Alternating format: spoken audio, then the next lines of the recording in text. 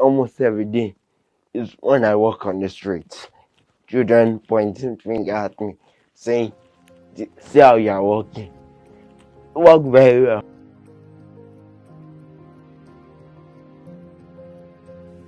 ADEBOLU, could you please narrate to us your academic journey and how you emerged as the overall best Waec result holder in Ajayi Crowther Secondary School? I started going to school at the age of 4, but during that time, I was just going to school for going sick. I did not understand anything that they were teaching me. At the age of 6, we left Lagos to Idiroku, where I had this neighbor. Every night, when he's back from work, he would beat me, teaching me 3-letter words. Anytime I did not get a particular word very well, he would beat me. It got to a stage that I used to run away from this man. Whenever I hear the horn of his car outside, I'll jump on the bed, pretending to be sleeping. By the time I came back to Lagos, all my friends were already in primary 6 or primary 5. So my school that I was going when I was in Lagos back then, they broke down. I had to find a new school. In the aspect of finding a new school, I went to a lot of places where I was turned down because of my disability. So my neighbor just asked me to check in a school nearby, and I went there, and the man said they should just give me a test for a term and see how I will cope. And by that, I was brought from primary 6 back to primary 2, all because I could not write well.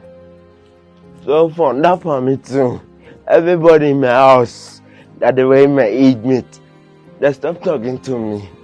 I was always indoor, reading on my own and trying to get the best I can on my own. I finished primary school and I was awarded as one of the courageous students of the school.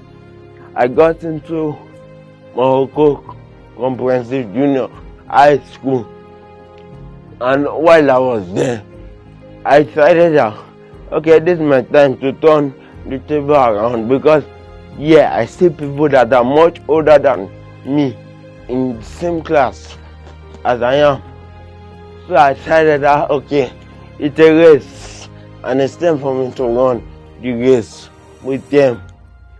I did everything I could, but I mostly stay in the library. So because I learned that readers are leaders. So I graduated from Morocco Comprehensive Junior High School, but a teacher told me to take transfer due to relocation of houses. I took transfer to Ajayi Crowther Memorial Senior Grammar School, Baiga. The school was an only boys' school, so I was like a stranger to everybody because I do not know anybody in the school. I decided that, okay, since I'm here now, I want to be in science class because that's the class that can profit me, and me making a vow to my grandmother to study in the medical field. So I told the principal, but they all turned me down, saying I can't stay in science class because I do not have coordination. As time goes on, they took me to medical school where the counselors advised me that they should just test me just for a term.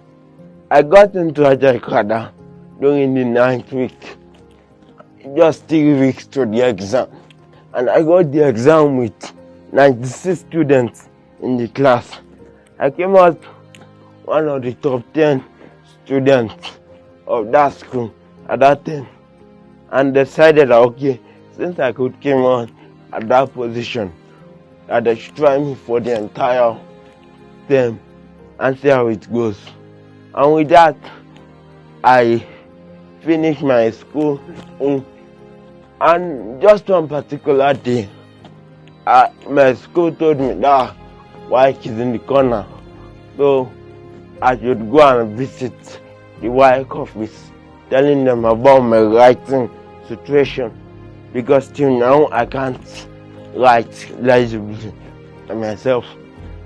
So I was taken to the Waec office at Ikorodu, where they told me that a junior student can write for me, whereas I'll be saying the answer while they have been doing me saying the answer.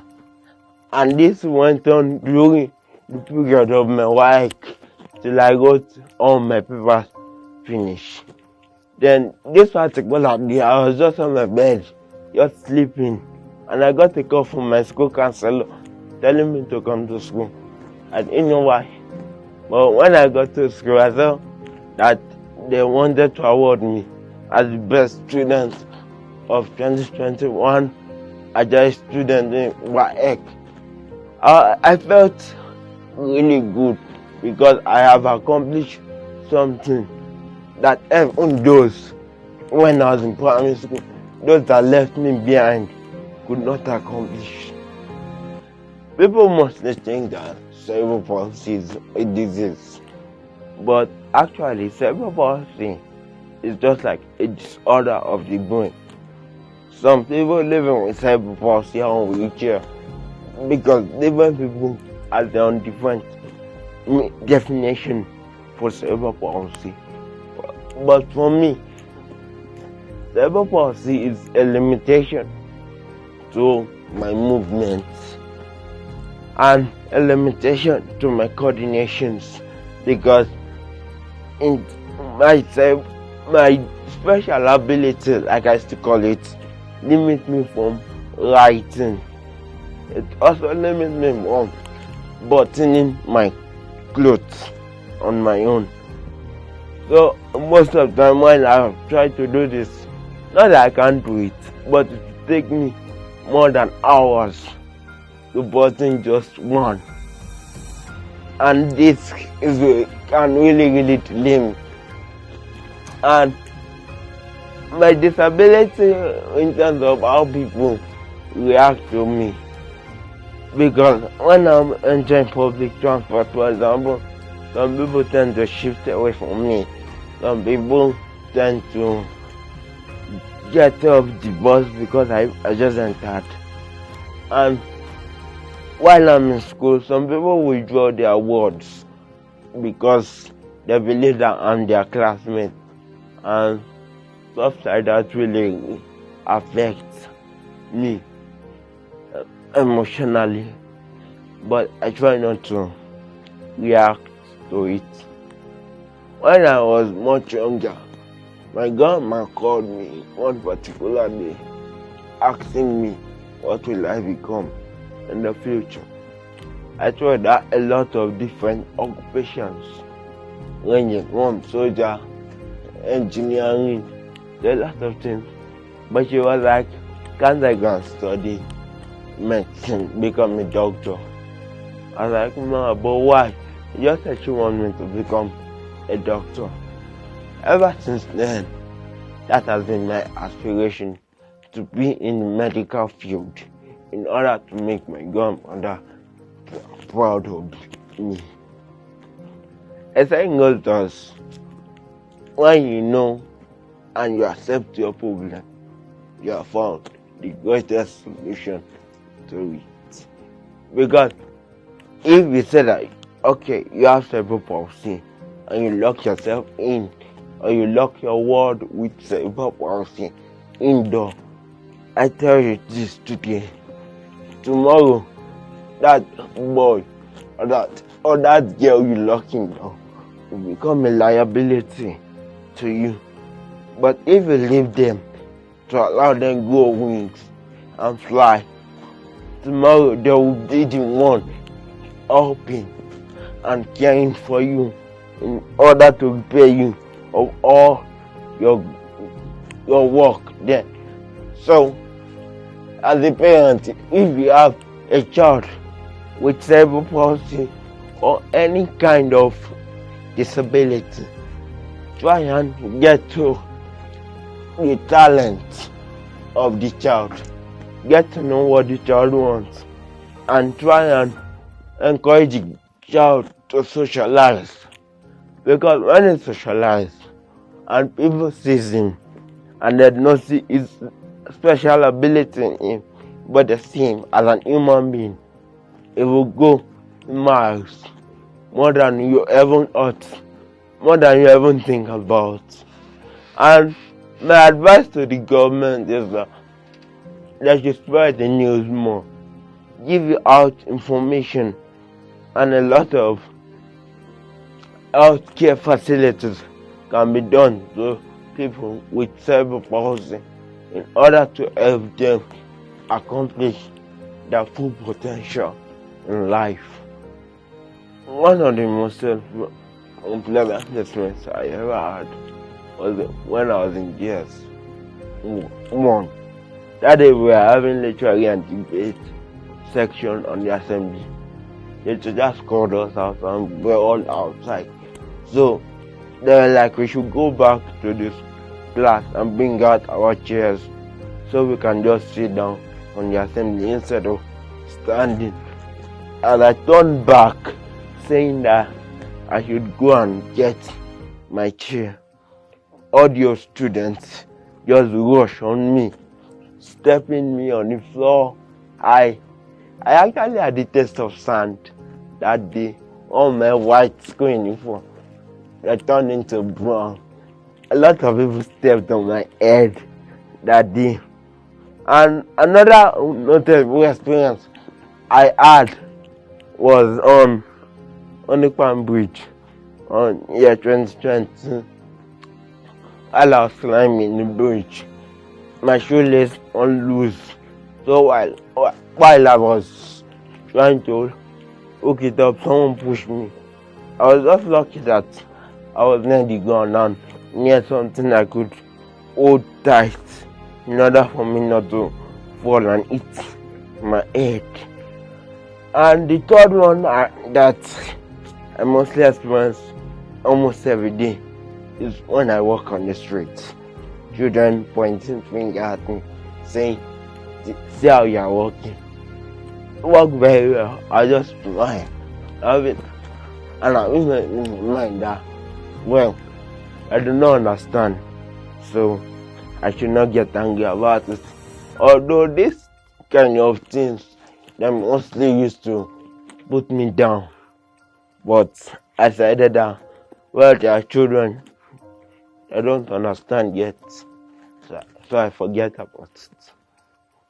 When I was much younger, before I started socializing with children of my age, there was this particular neighbor I used to have, Bobo and Esther. When they said I'm inside the room thinking, they would come and drag me from my room upstairs. We would play together and they really kind of built my confidence in talking. In fact, the most pleasant experience I ever have is being a child with cerebral palsy, because I'm very, very proud of my special ability. When I think about me without it, I used to see myself, instead of reading, playing football or walking around the street with no aim. So this kind of thing, they won't put me in the position I am in now. Due to my cerebral palsy, I met a lot of incredible people that are sponsoring me. People like Yanuwa Children Care Foundation, people like Anthony Coupe, people like Manola CP Foundation, and a lot more that are helping children with cerebral palsy. Through them, I've been able to meet the governor of Lagos State. I've been able to meet the owner of Ife, and a lot of remarkable people in Nigeria. So me having my disability is the greatest joy that I can ever have. For now, since I'm not more in school, I use my Saturdays to build videos telling the world on Instagram about people with cerebral palsy, using myself as an example.